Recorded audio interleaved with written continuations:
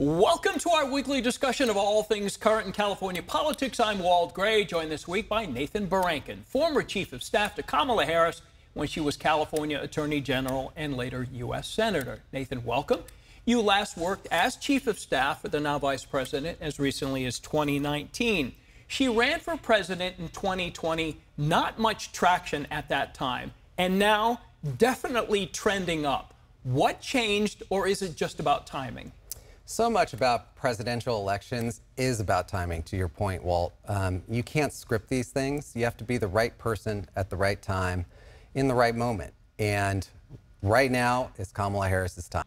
In running for president, and you've been with her for a lot of this, how much goes into refining the candidate and putting them in a position where there's so much pressure, yet they can handle that?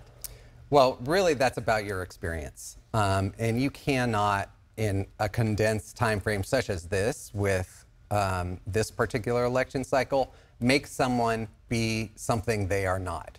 What you see is what you get. And Kamala Harris is well suited for this moment. She is very good on the stump. She is very good thinking on her feet. And she'll, I think, continue to deliver very strong performances throughout the course of this campaign. Now, you mentioned briefly just a couple of things there. What are some things maybe we don't know about her that you do? A sense of humor, or does she like to have a glass of red wine now and then? Who is she really?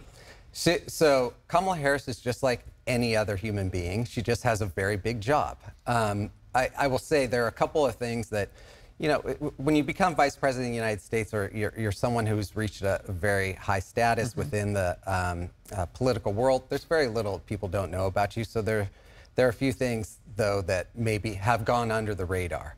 I would say one thing is she has a genuine sense of humor, loves to laugh. She takes the work very, very seriously, but her view is if you can't have fun while doing the work, then it makes it more difficult to get the job done. So she loves to laugh, and when you've seen her laugh out in the real world at these different rallies and events, that's a sincere gesture from her. It's not something that is artificial. So California hasn't had a president since Ronald Reagan. So if she were to win in November, how would that benefit our state, if at all? Well, it's hard to know exactly what tangible benefits might come to California, but I will say this at a minimum. There is a tendency, because our nation's capital is in Washington, D.C., for it to be exclusively East Coast focused. That's top of mind for a lot of the people that are working in the federal government. So having someone from California in the White House is always an important element for all the Western states, including California itself. Okay, let's play give me one-word answers to the following question. This is the lightning round, Nathan. Okay. The debate is September 10th here on ABC. Do you think she can out-debate Donald Trump? Absolutely. Okay. In that debate, will she intentionally lead Trump down a path almost like the Code Red with Jack Nicholson in that movie? If she could, if she can, she will. Okay.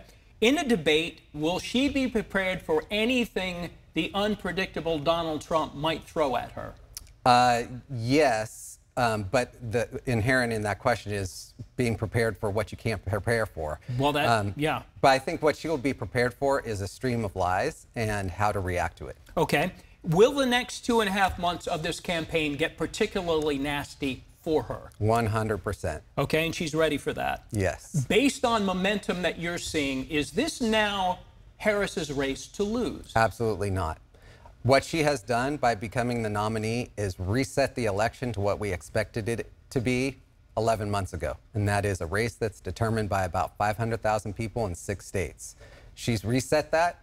That's where the campaign is right now, and it's up to her and or Trump to change, chart that course. Okay. Last question. Do you think she's going to win? Yes. Okay. Thank you, Nathan Barankin, former Chief of Staff to Kamala Harris. You can reach out to Mr. Barankin at his Sacramento-based political consulting company, Oak Tree Strategies.